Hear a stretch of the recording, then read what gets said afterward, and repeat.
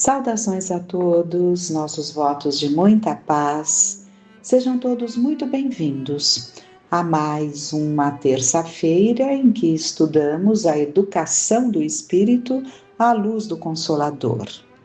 E para tal buscamos temas que nos ajudem a compreender essa escalada evolutiva do espírito na sua jornada, desde quando entra no reino da humanidade, não é? E vai passando ali pelas várias encarnações e vai desenvolvendo a razão, né? A inteligência, e com isso, conforme ele sai da infância, digamos assim, ele vai adquirindo o livre-arbítrio.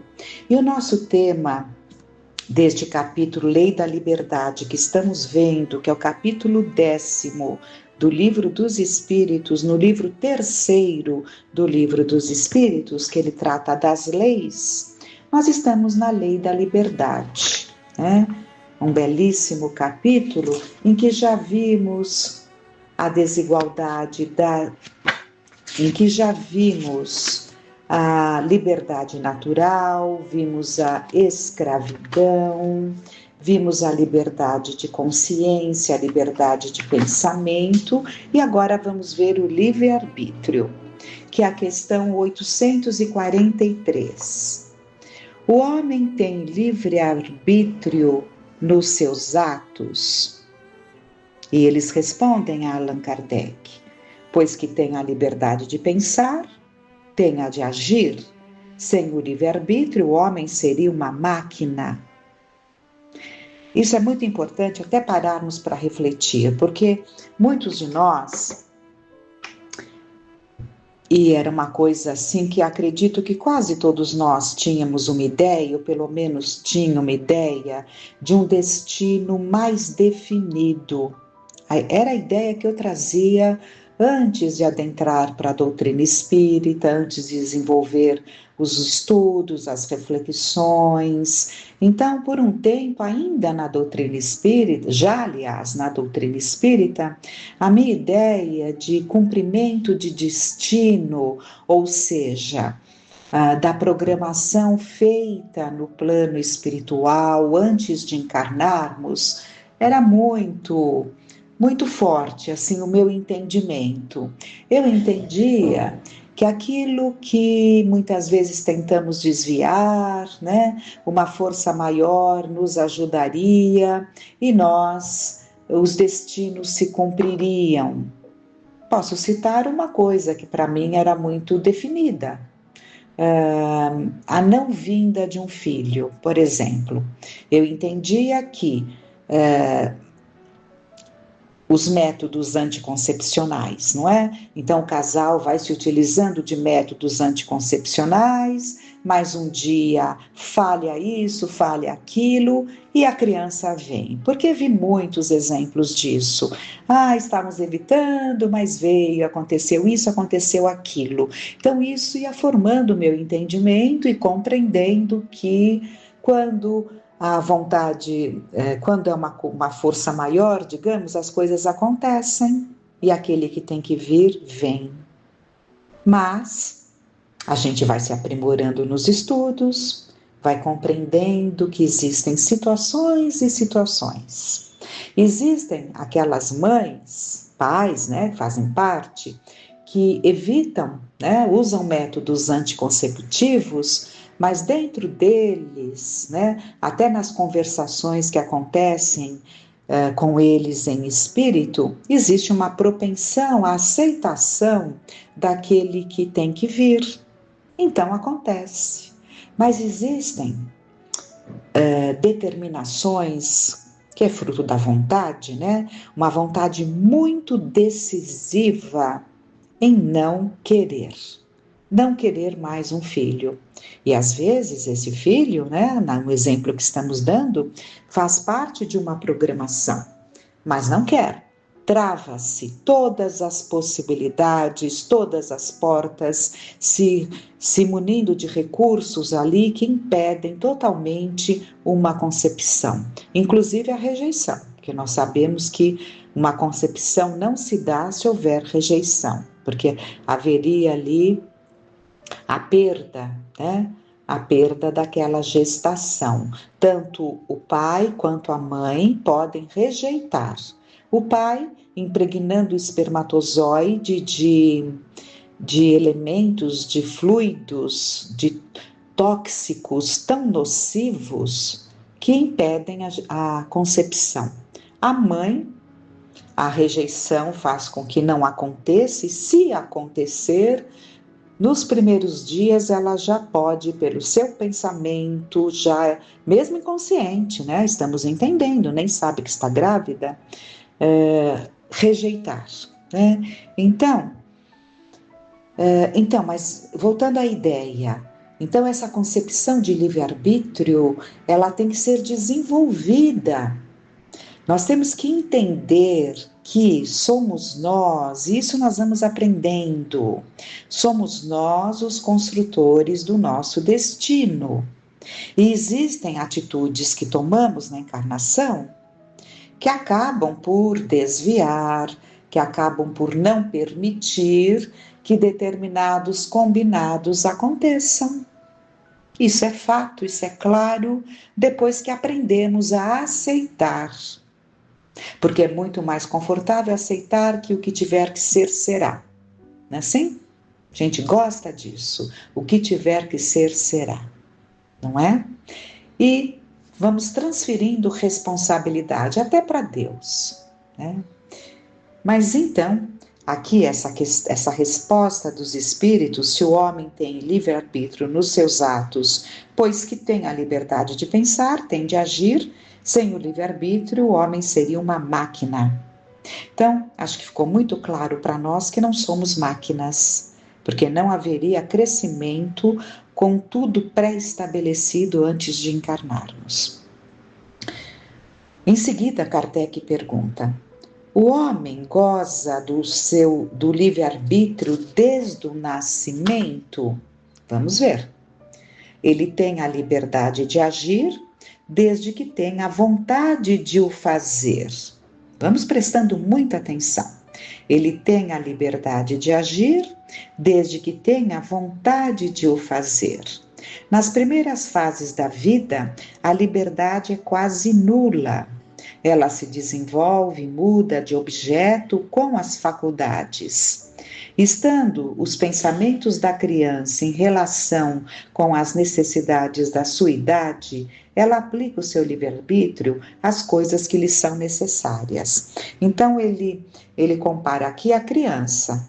A criança exerce o seu livre-arbítrio, evidentemente controlado ali pelos pais, mas ela tem os movimentos da sua vontade, né?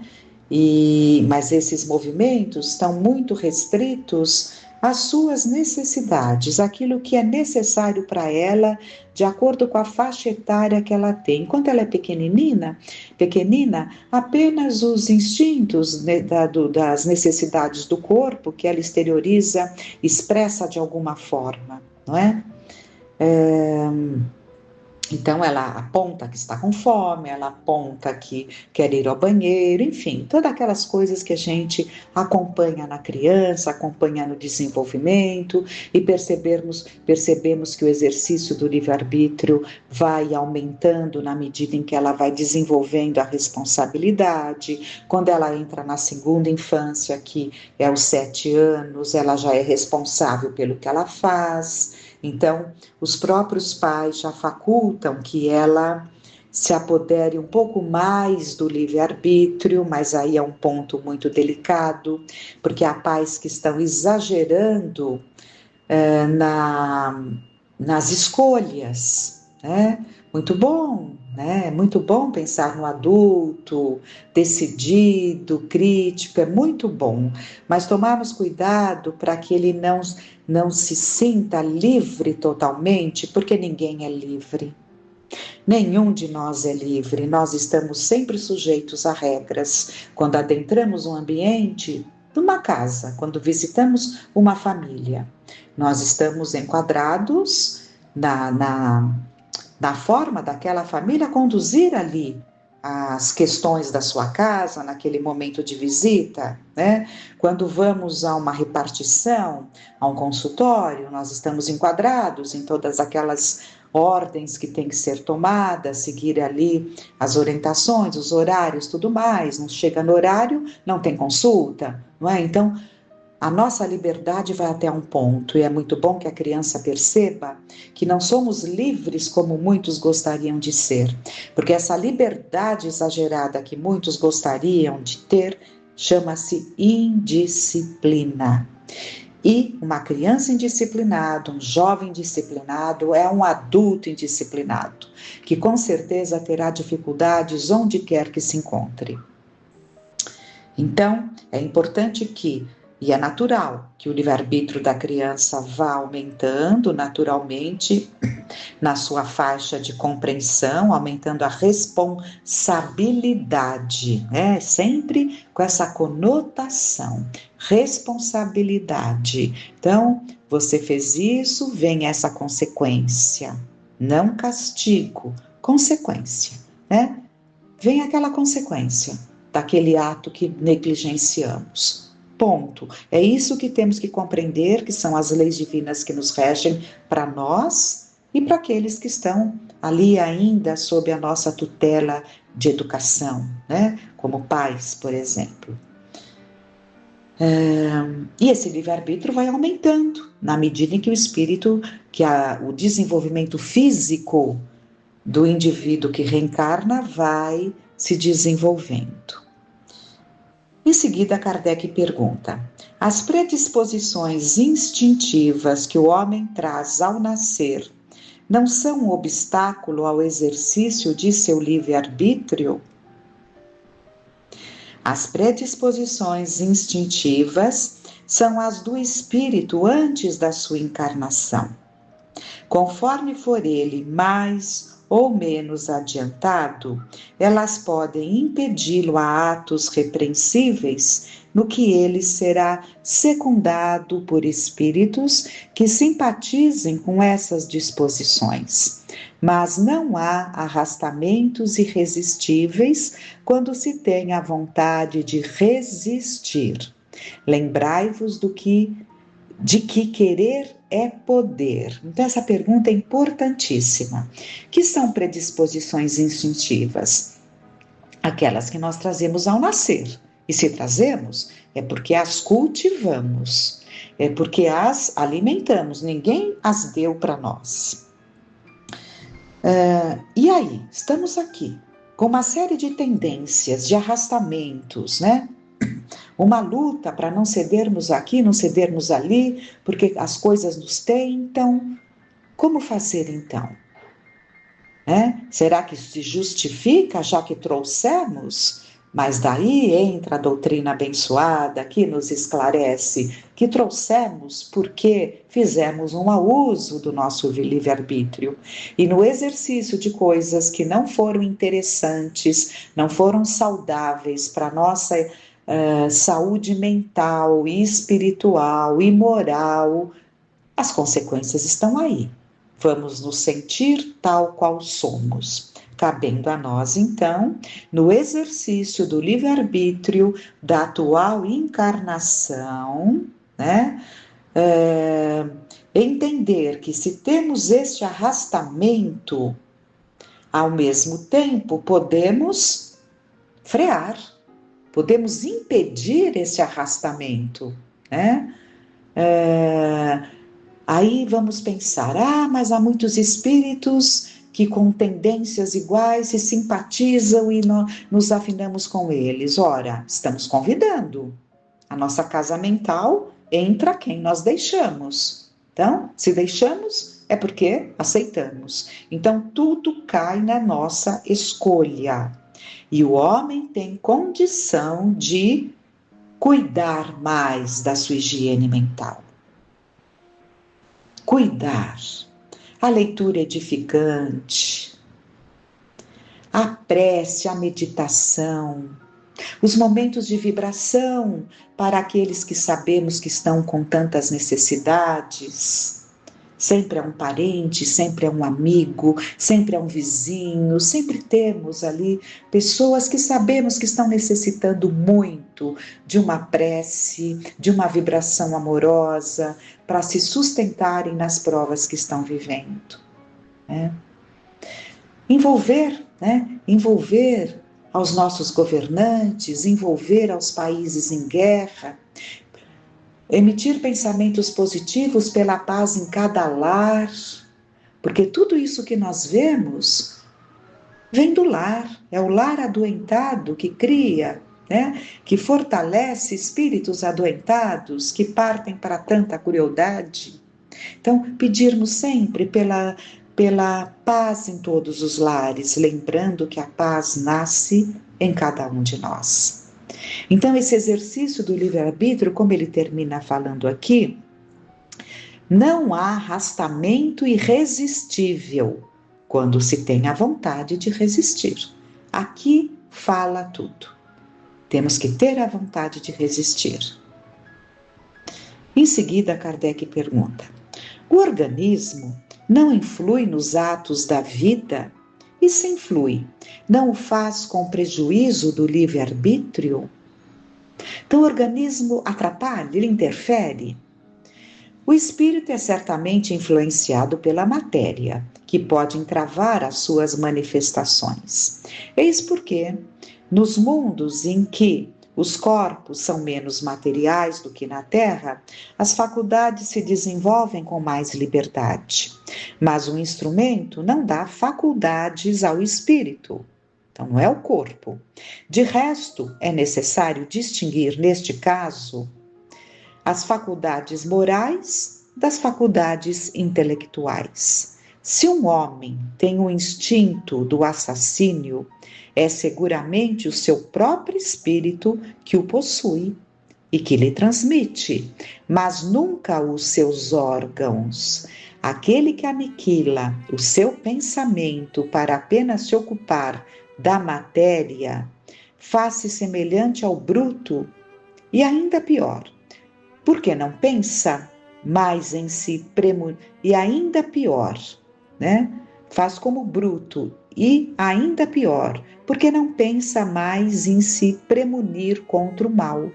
É nisso que ele se torna faltoso, pois assim age pela própria vontade. Então, é a vontade dele que não se previne, que não se cuida, que não tolhe, que não corta esses ímpetos de assassínio.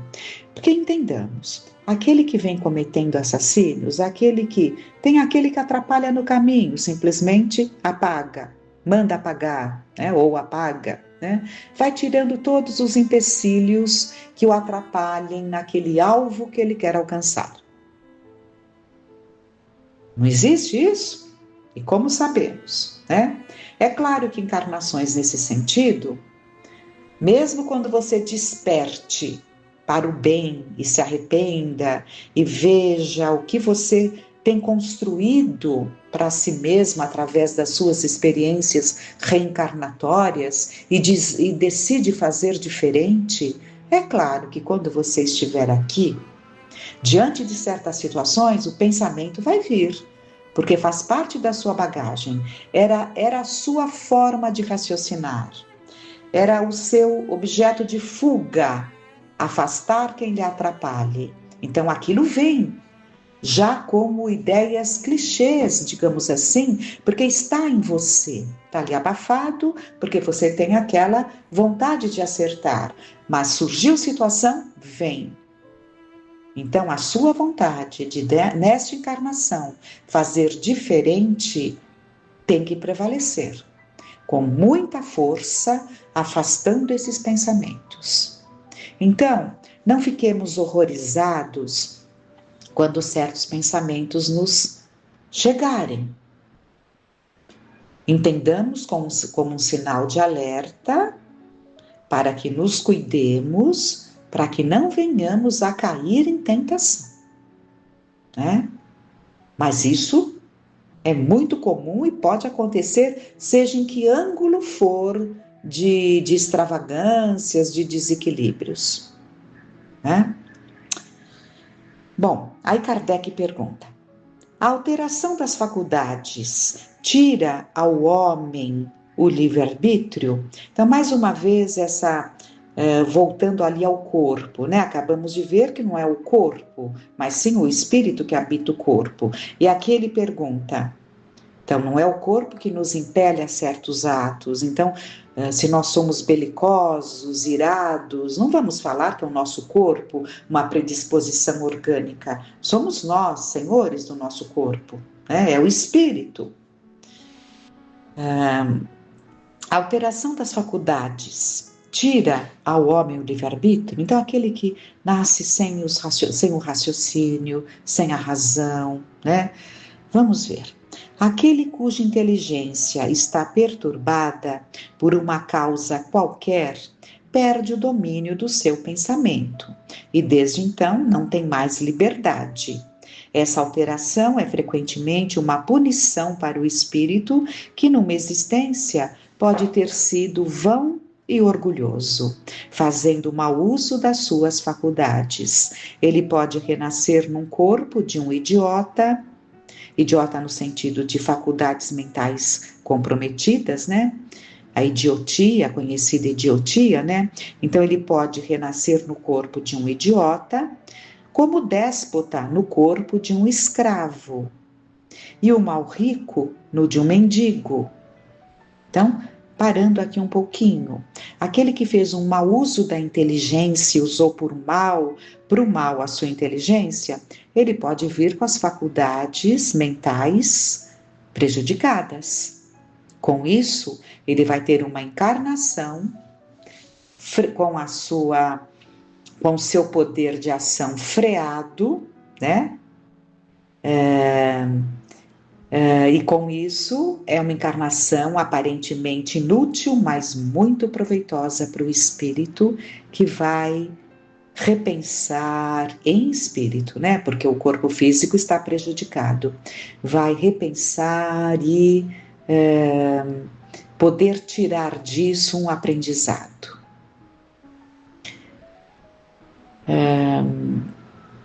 Mas sempre entendendo que o espírito muitas vezes pede. Vamos entender, porque Deus não castiga. Aquele que muito erra, chega um momento que ele pede a Deus, porque ele extrapolou.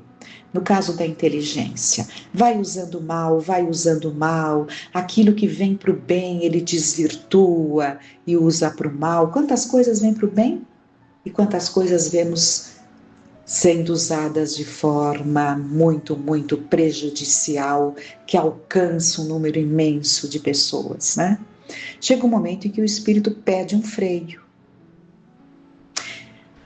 No caso da inteligência, é o freio no órgão do pensamento, né? Em que por onde age o pensamento, não é o órgão do pensamento, é o órgão por onde age o espírito, por onde age o seu pensamento. No caso aqui do déspota, né? Aquele que maltrata os que lhe servem, é um déspota, então ele tem que aprender orgulhoso, altivo, soberbo, então ele precisa de uma encarnação que ele vai aprender a obedecer. Então é muito comum, agora já não seria dessa forma, mas Deus tem as suas formas, né, de encaminhar a todos nós para o aprendizado, mas aqui ele coloca como o escravo, né? Então, vai aprender a obedecer. O mal rico, aquele que teve em abundância, né? E nunca se preocupou nem em dar um destino às suas migalhas, com certeza esse provavelmente chegará um momento em que ele vai pedir para vir numa encarnação em que lhe seja tolhida a capacidade de gerar recursos, porque a pessoa muito inteligente, mesmo em condições mais difíceis, ela gera recursos, né? Mas você pode vir tolhido, você pode pedir um corpo comprometido, uma família em que logo você fica órfão, né? E com isso você acaba caindo ali numa situação muito mais difícil, né? E com isso você vai aprender o que é, muitas vezes, precisar do olhar, da caridade alheia. É aprendizado. Tudo é aprendizado. Então, mas para finalizar a questão, respondem a Allan Kardec, mas o espírito sofre esse constrangimento do qual tem perfeita consciência. É nisso que está a ação da matéria, né? Então, a matéria, aqui no caso, nas situações que nós colocamos, ela traz limitações, mas o espírito está consciente, né? Em seguida, Kardec pergunta: a alteração das faculdades intelectuais pela embriaguez desculpa os atos repreensíveis? Ai, que pergunta maravilhosa! Essa pergunta é divina, porque quantos não se escondem atrás disso, né? Ai, eu não sabia o que estava fazendo, eu não sabia. Então, vamos ler a pergunta novamente.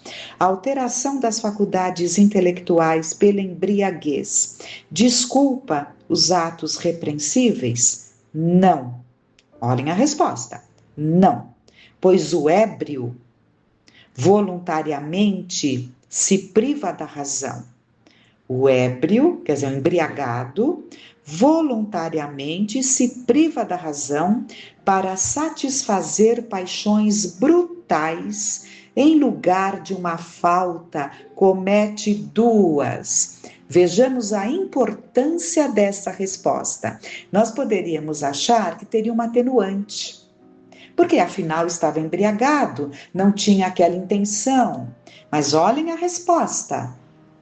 A embriaguez voluntária, o ébrio voluntariamente se priva da razão para satisfazer as paixões brutais, né? As suas viciações. E com isso, então, em lugar de uma falta, ele comete duas. Uma, por ter se embriagado e perdido a lucidez, perdido a razão. E outra, a segunda, o ato cometido. Perfeita essa resposta. Perfeita essa resposta. Em seguida, Kardec pergunta: qual é no homem, em estado selvagem, a faculdade dominante, o instinto ou o livre-arbítrio? No estado selvagem, o instinto, o que não o impede de agir com inteira liberdade em certas coisas. Mas, como a criança, ele aplica essa liberdade às suas necessidades e ela se desenvolve com a inteligência.